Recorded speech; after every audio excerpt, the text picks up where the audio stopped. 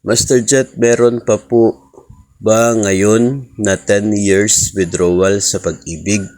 Okay, ang 10-year na withdrawal ng contribution sa pag-ibig, meron yan before, no? Before. Pero nung lumabas na itong bagong batas related dito sa pag-ibig, I guess mga 2019, no? Until that time lamang yung withdrawal on your 10th year. Optional withdrawal after 10 years of contribution. Ganun po.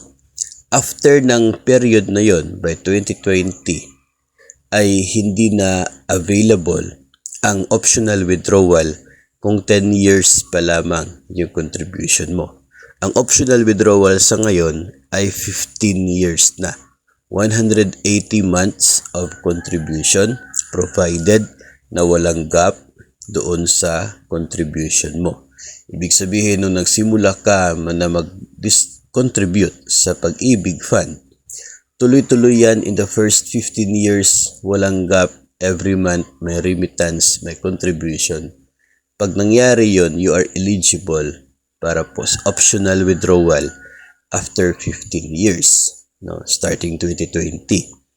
Pero kung may gap doon sa contribution mo sa loob ng 15 years, of course, hindi ka na eligible sa optional withdrawal after 15 years. Hindi ka na eligible. So, ano mangyayari ngayon? Ano mangyayari sa contribution mo? Nandoon pa rin sa account mo. Hindi yun mawawala. Madadagdagan lang. Ang withdrawal mo ngayon ay upon maturity na, which is nangyayari kapag 20 years or 240 months of contribution ang mayroon ka.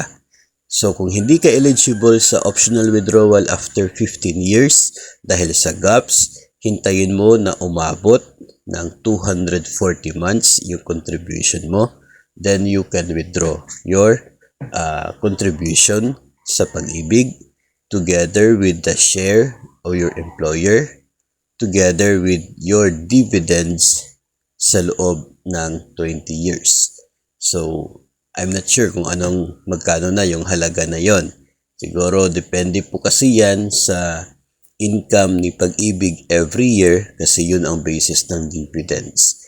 So, hindi po yan magkakapareho sa bawat isa, maliban na lang siguro kung sabay kayo, no, na nakapasok at sabay kayo nagsimula ng contributions ninyo at sabay lahat ng mga contributions ninyo. So, yun po ang sitwasyon ngayon pagdating po sa ating contribution sa Pag-ibig, kasi ang layunin po ng Pag-ibig ay para talaga siyang savings for the members. Nagko-contribute tayo, nag-i-interest yung pera, tapos ibabalik po sa atin. If you will choose not to withdraw on your 28th year or 240 months contribution, pwede pa rin naman po na ganon at hintayin po ninyo sa inyong pagretiro. Doon ninyo kukunin lahat ng mga laman ng account ninyo sa Pag-ibig dahil ganun po yung purpose niya. When you retire, mas malaki na po yung matatanggap ninyo kasi mas malaki na yung magiging basis ng dividends in the next years dahil sa hindi po ninyo pag-withdraw doon po sa 28th year na contribution sa Pag-ibig Fund.